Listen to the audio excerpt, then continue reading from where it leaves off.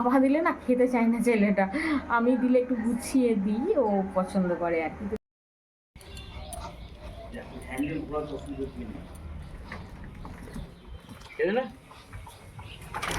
সাবধানে না ধরে দাও গুছিয়ে। ওষুধটা কিছু নিবি,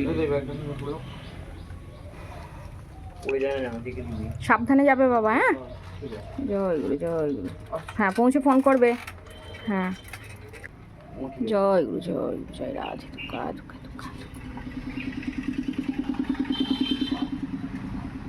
যাক, একটু একটু সবসময় পড়াশোনা নিয়ে বসে থাকলেও হয় না, একটু মাইন্ডটা চেঞ্জ করারও দরকার আছে, বলো। Hello everyone, good morning. কেমন আছেন আপনারা? তো যাই হোক, আমার ছেলে চলে গেল মামার বাড়ি সকাল সকাল, কারণ বাবা গত পরশু দিন এসেছিলেন, বলে গিয়েছিলেন যে ছেলেটার পরীক্ষা মিটে গেলে আমাদের বাড়ি পাঠান। আমার রান্নাবান্না হয়ে গেছে, এটা করলা আলু ভাজা করছি, হাজবেন্ড টিফিন নিয়ে যাবে। আর এটা হচ্ছে কলতা শাক ভাজা করছি, ভাত দিয়ে খাওয়া হবে। মানে করলা আর আলু ভাজা দিয়ে আর কি, গতকাল নিয়ে গিয়েছিলো, রুটিও ভালো লেগেছে, তো আজকেও নিয়ে যাবে আর কি, সেই কারণে। তো চলুন, রান্নাবান্না হয়ে গেছে, ঝটপট করে আগে হাজবেন্ডকে ভাতটা দিয়ে দিই। আর আজকে যেহেতু বৃহস্পতিবার, নিরামিষ রান্নাবান্না করেছি। এই তো পটলের লতি ভাজা, ডাঁটার তরকারি আর বাঁধাকপি ভাজা করেছি, কিন্তু হাজব্যান্ড ওটা খায় না, পেঁপে ভাতে। আর করেছি টক ডাল, তো এটা এনে দেবো, এখনও দেওয়া হয়নি। তো ততক্ষণে পেঁপে ভাতে বা ওই পটলের লতি ভাজা দিয়ে খাক। আর এই দেখুন ডালটাও নিয়ে চলে এলাম, দিয়ে দিই, ও খাক। তো যথারীতি রুটি কিন্তু আমার হয়ে গেছে, রুটি করে নিয়ে এবার ওই তো শশাটা কেটে একটু ভরে দিচ্ছে। আর শশা না আজকে কাটতে মনেই নেই, তো এখন শশাটা কাটলাম, কেটে ঝটপট করে টিফিনে ভরে দিই। আর রুটি তরকারি ওদিকে টিফিনে ভরে দিয়েছি, তো শশাটা দিলেই মোটামুটি হয়ে যাবে। দিয়ে দিলাম, কালকের তরকারিটা দিয়ে মুড়ি খেয়ে নিই।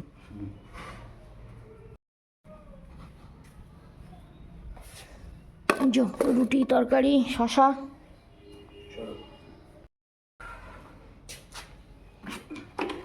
চলো ধান্নুকে নামিয়ে নাও এবার। আর আমাদের এই বাইকটাকে না আমরা কিন্তু ধান্নু বলি, জানেন তো, কারণ আমার হাজব্যান্ডও ধান্নু বলে, আমিও ধান্নু বলি। আর ওর নামটা কিন্তু দিয়েছে হচ্ছে আমার ছেলে, তো ও প্রথম থেকে ধান্নু বলে আর কি। তো যাই হোক, ধান্নু কিন্তু আমাদের খুব স্বাদ দেয়, এই হচ্ছে ব্যাপার।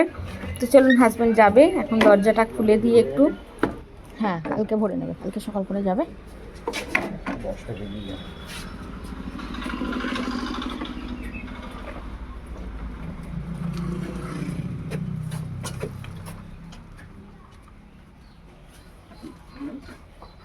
হাজব্যান্ড তো যথারীতি বেরিয়ে চলে গেল। এবার একটু আমি ওই বাইরের দিকে বেরিয়েছি, দেখি কাকিমা কী করছে। সামনে বাড়ির কাকিমা আমাকে মানে হাঁকছিল আর কি, যখন রান্নাবান্না করছিলাম। এই দেখুন কাকিমা রান্নাবান্না করছে।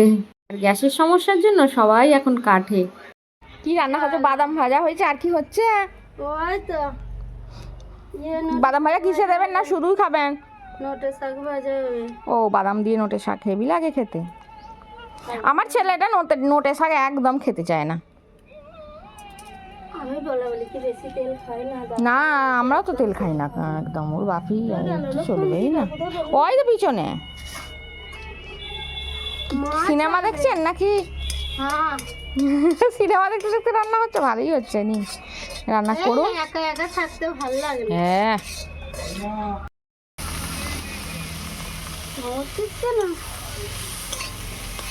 নোটের শাক ভাজা হবে। আর কি হবে কাকিমা? মাছ হবে। ও, কি মাছ? পোনা। ও, খালি বাজারে যাওয়ার জন্য আমি রোদে কষ্ট করে যেতে পারি না। হেঁটে হেঁটে তো বলুন না, সাইকেল চাপতে না পারলে যা দুর্গতি হয়।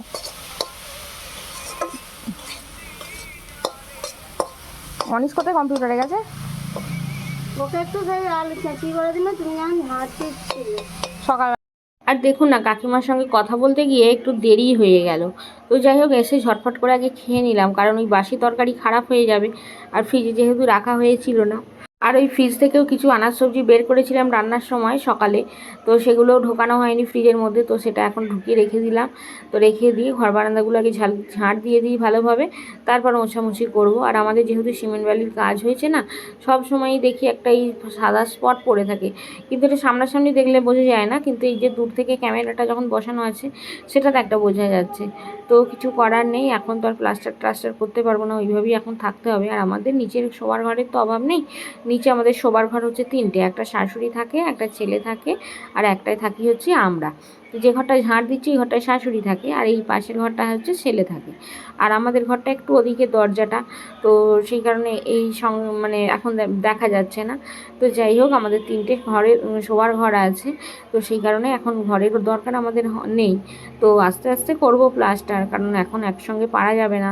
ছেলেটারও একটা সায়েন্স নিয়ে পড়াশোনা করে, তার একটা খরচ খরচার ব্যাপার আছে, তাই না বলুন? সব দিকটা তো মেনটেন করতে হবে হাজব্যান্ডকে, সে যেহেতু একা আর্নিং মেম্বার, তো সেই কারণে আমাদের অত মানে চাপাচাপি কোনো ব্যাপার নেই, আস্তে ধীরে সব কিছু হবে। এই যে দোতলা কমপ্লিট করতে পেরেছি, এটাই অনেক বড় বাহাদুরি কথা, কারণ আমাদের মতো সাধারণ ঘরের মানুষ দোতলা বাড়ি করবো এটাও স্বপ্নেও দেখতে পারি না আর কি। এখন স্নান টান করে বসে পড়েছি, হচ্ছে দেখতে পাচ্ছেন ভাত বাড়তে, কারণ এখন আমি ভাত খাবো। এখন ওই 2:20 নাগাদ বাজে, আর ছেলেটা গেছে মামার বাড়ি, শাশুড়িকে তো 1টার সময় ভাত দিয়ে দিই, তো সেই কারণে আমাকে বাধ্যতামূলকভাবে একাই খেতে হবে। আর একাই আমার খেতে হয়, কারণ হচ্ছে ওই সমস্ত কাজকর্ম মেটাতে অনেকটা সময় লেগে যায়, আর ওদেরকে আগে খেতে দিয়ে দিই, আর শাশুড়িতে 1টার মধ্যে ভাত চাই। তো যাই হোক, আমাকে তো সব কাজ করতে হবে, তাই না বলুন? সংসারের খুঁটিনাটি। ভাত করেছি, আর এখানে হয়েছে লাউ দিয়ে টক ডাল করেছি, বাঁধাকপি ভাজা করেছি, আর ওই পটলের লতি ভাজা করেছি, আর হচ্ছে ডাঁটা আলু বেগুন দিয়ে একটা তরকারি করেছি। আর ভাতের না একটু চাল বেশি নিয়েছি, কারণ কি বলুন তো, ছেলে আমার গেছে মামার বাড়ি, তো মা চিকেন পাঠিয়ে দেবে, তো সেই কারণে আর কি চিকেন দিয়ে ভাত খেতে না আমার বেশি ভালো লাগে। ওদের জন্য রুটি করব, কিন্তু আমার জন্য ভাত রেখে দেবো আর কি। তো সেই কারণে একটু ভাতের চাল বেশি নিয়েছি। তো চলুন এবার ভাতটা বেড়ে নিই, ভাতটা বেড়ে নিয়ে টেবিলে চলে যাব। আর ছেলেটা নেই, মামার বাড়ি গেছে, আমাকে একাই খেতে হচ্ছে, যেন ফাঁকা ফাঁকা লাগছে আর কি।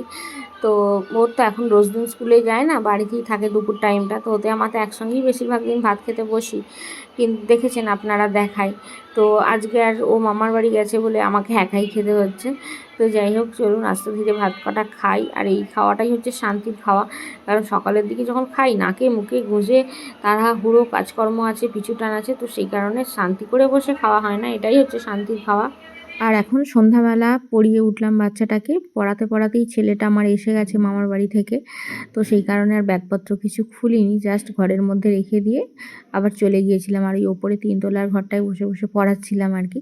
তো যাই হোক, এখন এসেছি রান্নাঘরে, হাজব্যান্ডকে বললাম যে তুমি একটু চলো, দেখবে চলো মা কি সব পাঠিয়ে দিয়েছে, আমি একলা সব কিছু করে উঠতে পারবো না, তো সেই কারণে ও এসেছে আর কি।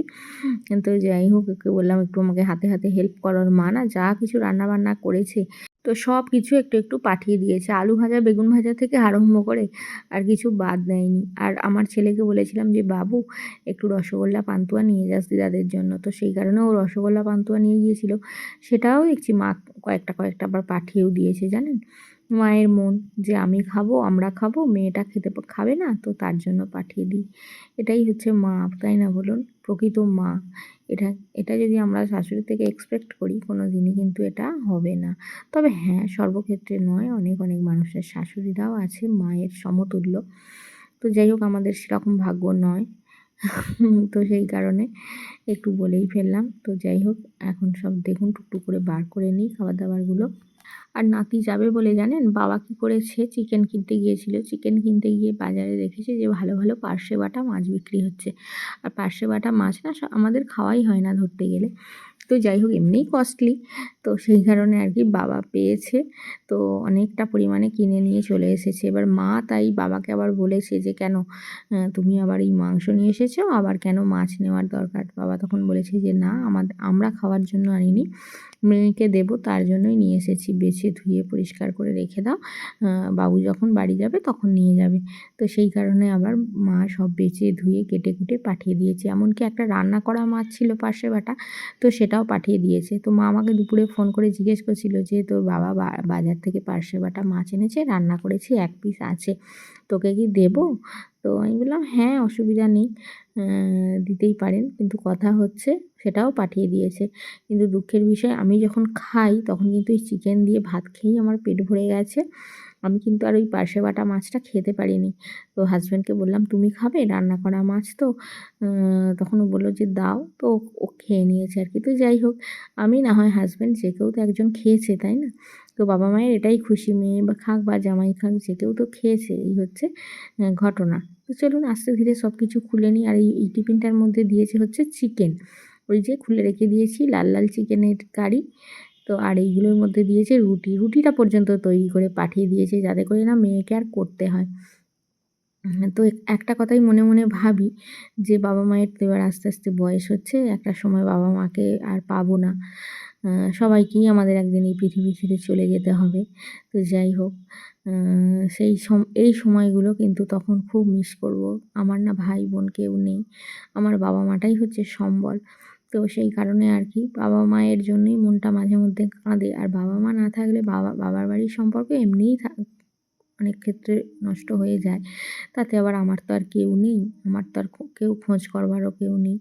তো আমার তো কোনো কথাই নয়, তো কী আর করা যাবে। সেই কারণে আর কি আমি মানে গেলে আর আমার ছেলে যদি যায়, বাবা মানে কী কিনে এনে খাওয়াবে সেটাই মানে খুঁজে পায় না আর কি। তো নাতি গেলে যে তখন আর বাবাকে যদি বলি যে বাবা এত কিছু আনার দরকার নেই, তখন বলবে না রে মা, আমি থাকতে থাকতে খাইয়ে দিই, আমি যখন থাকবো না তখন এই কথাগুলোই ভাববি। আর এই কথাগুলিই তখন তোদের মনে হবে যে আমরা গেলে আমার বাবা কত কিছু এনে খাওয়াতো। তো সত্যি এই কথাগুলো বললে না, বাবা যখন বলে মনটা খুব খারাপ হয়ে যায়। তো যাই হোক, কী আর করা যাবে, প্রকৃতির নিয়মকে তো সবসময় মেনে নিতে হবে, তাই না বলুন? আমরা কেউ চিরস্থায়ী নয়, এই পৃথিবীতে কেউ চিরদিন থাকবো না। যে যার যতটুকুনি সময় বাঁধা নিয়ে এসেছি, সময় কাটিয়ে চলে যাব। তো দেখুন না কত কিছু পাঠিয়ে দিয়েছে, সবটুকু পাঠিয়ে দিয়েছি, যা যা রান্না বান্না করেছে কিচ্ছুটা বাদ দেয়নি। আর আমি শুধুমাত্র ভাবছি যে কোনটা কিসে রাখবো। আর দফায় দফায় এত কিছু রাখা সম্ভব বলুন? আর এত কিছু খাবার দাবার আমরা আজকে খেতেও পারবো না। তো সেই কারণে ভাবছি যেগুলো যা খাবো রাখি, আর যেগুলো যা না খাবো আর কি সেগুলো ফ্রিজে স্টোর করে দিই। তো আগামীকাল খেয়ে নেওয়া যাবে, কারণ আমার মা অনেক কষ্ট করে রান্না করে পাঠিয়েছে। কাজেই কোনো মতেই নষ্ট করা তো যাবেই না। আর জানেন তো আমার ছেলেটা না আমার মায়ের হাতের রান্না খেতে এত পছন্দ করে, শুধুমাত্র বলতে থাকে তুমি দিদার মতো রান্না করতে পারো না। আমি আবার বলি যে দিদার অভিজ্ঞতা হচ্ছে 40 বছর, আমার 20 বছর, সেটা তো ভাব একবার। তো খাওয়া দাওয়া হয়ে গেছে, খাওয়া দাওয়া করেই তো চলে আসলাম হচ্ছে ছাদে। ছাদে মানে উপরে 3তলা রুমটাতে। আর হাজব্যান্ড যথারীতি একদম পুরো ফ্যান চালিয়ে শুয়ে পড়েছে আর কি।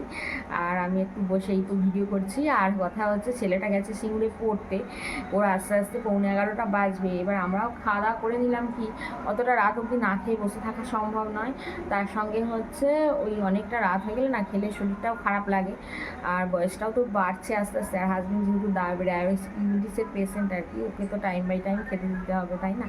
তো ওকে না খাইয়ে অতক্ষণ ধরে বসিয়ে রাখা যাবে না। ছেলেও বলে যে মা তোমরা খেয়ে নিও, বাপিকে খেতে দিয়ে দিও, আর তুমিও খেয়ে নিও, আমার খাবার গুছিয়ে রেখে দিও। তো সেই কারণে ওর খাবারটা রেখে দিই, ও আসলে পরে আবার বেড়ে তখন দিই, আমি দিই বা ও হাজব্যান্ডও দেয়, ওর বাবাও দেয়। তো ওর বাবা দিলে না খেতে চায় না ছেলেটা, আমি দিলে একটু গুছিয়ে দিই, ও পছন্দ করে আর কি। তো যাই হোক, এই হচ্ছে ঘটনা। তো এখন একটু বসবো, রেস্ট করবো নিজেদের মতো নিজেরা। মায়ের পাঠিয়ে দেওয়া খাবার দাবার তো দিয়ে তো জমিয়ে খাওয়া দাওয়া হলো। তো এই হচ্ছে ব্যাপার। আর মা না, আমি যাই বা আমার ছেলে, আমার হাজব্যান্ড, যে কেউ যাক না কেন, আমার মা খাবার দাবার তৈরি করে পাঠিয়ে দেবে। আর আমার মা একটু মানুষজনকে খাওয়াতে ভালোবাসে, রান্না বান্না করে আগে মানে নিজে খাবে না, নিজের কোনো দিন হয়তো থাকেই না তো তরকারি, অথচ দুইজনে খাওয়া মানে মা আর বাবা, কিন্তু মানে বাড়িতে আরও সব যারা ক্যান্ডিডেট আছে, কাকা জ্যাঠা, তাদেরকে মানে বিলাতেই মায়ের হয়ে যায় আর কি, হচ্ছে ব্যাপার। তো যাই হোক, অনেক মানুষ যে যেটাতে খুশি থাকে, আমার মা একটু মানুষজনকে খাইয়ে খুশি, হচ্ছে ব্যাপার। তো চলুন আজকের পর্ব এখানেই শেষ করছি। আপনারা সবাই খুব ভালো থাকবেন, সুস্থ থাকবেন, অলওয়েজ হ্যাপি থাকবেন, আমাকে মনে রাখবেন, আমার ভিডিওর সাথে থাকবেন।